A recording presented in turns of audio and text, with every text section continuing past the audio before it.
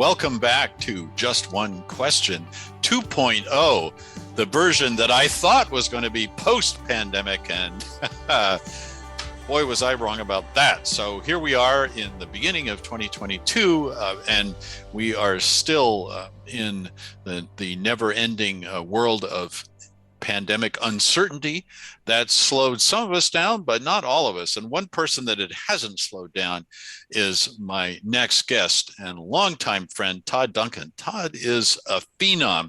And I had a suspicion of this, but I've just learned from talking to Todd before we pressed record that he's written 17 books, and that makes me feel lazy and slow because I've only written a few less than that number.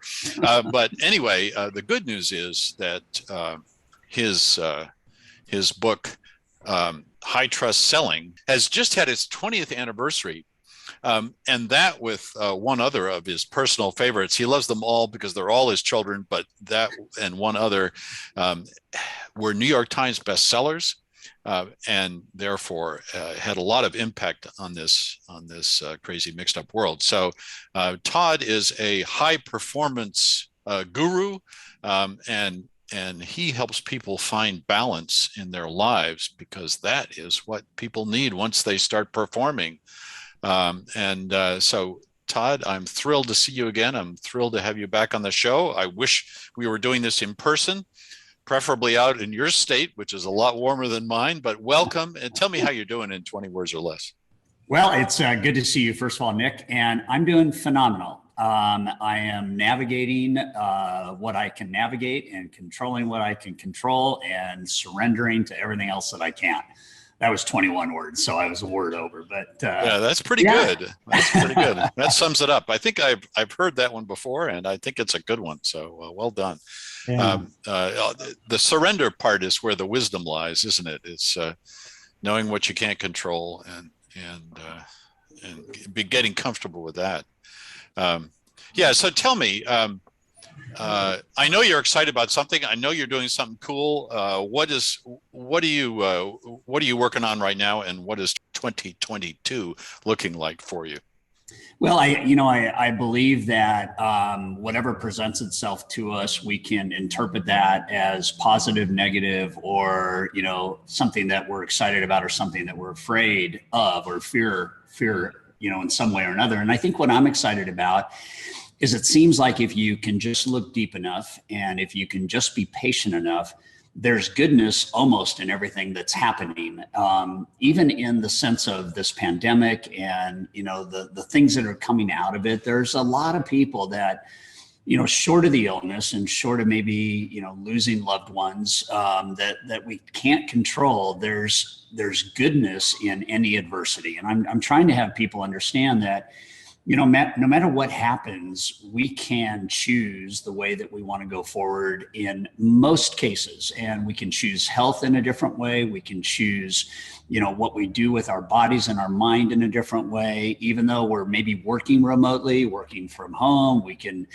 change our eating habits. We can change our activity habits. We can get better at blocking time, and we can use video to say hi to people and stay in touch, and therefore touch more people. And I don't want to minimize at all that this sucks. I mean, 2 years of this is just hard, and I feel for business owners. I feel for people that have lost loved ones. My son's fiance lost both her mom and dad in 6 months to the pandemic. And at the end of the day, if we're still standing, we have places to go.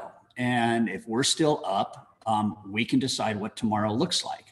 And so that's just kind of where I'm at. I'm not naive, but I'm choosing my own greatness. I'm choosing to be as healthy as I can be. I'm choosing to respect the virus, and I'm choosing to connect with people. I probably do 50 video messages a day today. I've been doing that for almost a year.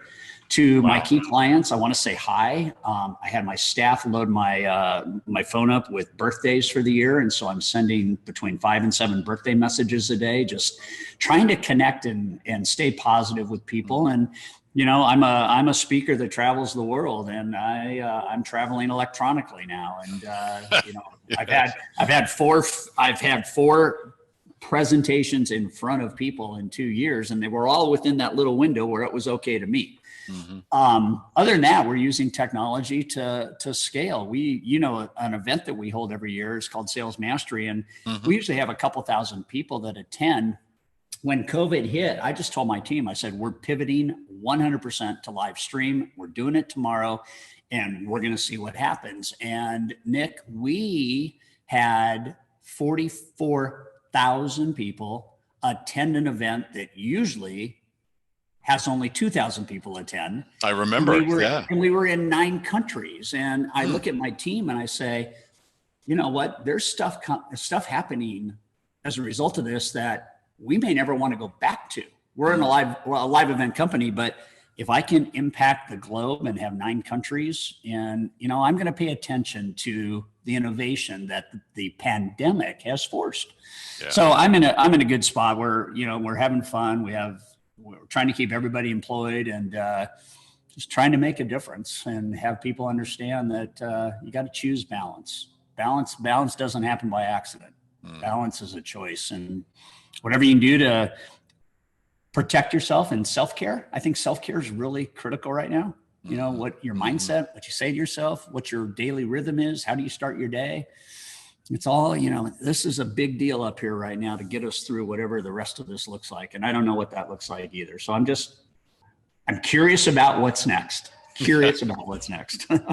That's awesome. And this is why those of you who are watching this episode, this is why I love this guy, because I knew he'd figure out a way to maximize the potential of what is potentially for many people a very difficult moment and a very difficult time.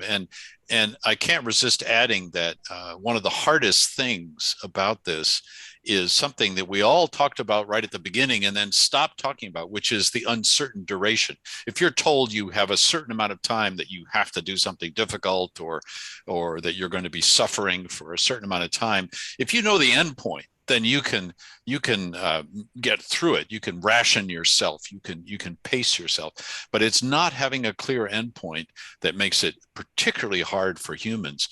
And so I love your mentality of taking care of yourself and staying positive and thinking about ways in which you can turn this difficulty into an opportunity. So thank you very much for that. Really, from the bottom of my heart, this is the kind of talk we need now to get us through. So Todd Duncan, everybody, great to see you. Stay healthy out there in California. I'm a little jealous right now because it's cold in Boston, but enjoy. And good luck with the event again this year. You're up again in the fall. You're doing the same one again. We are doing live and live stream. So we're going to do both unless this thing continues and it's just not safe to have people at a hotel. But our thinking is we're going to be live and virtual as well. And I just want to say one more thing. In all things, be grateful.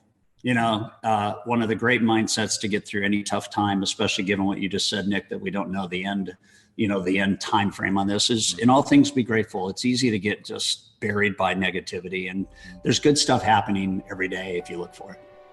That's awesome. Todd Duncan. Thank you, sir. Thanks, Nick. See ya.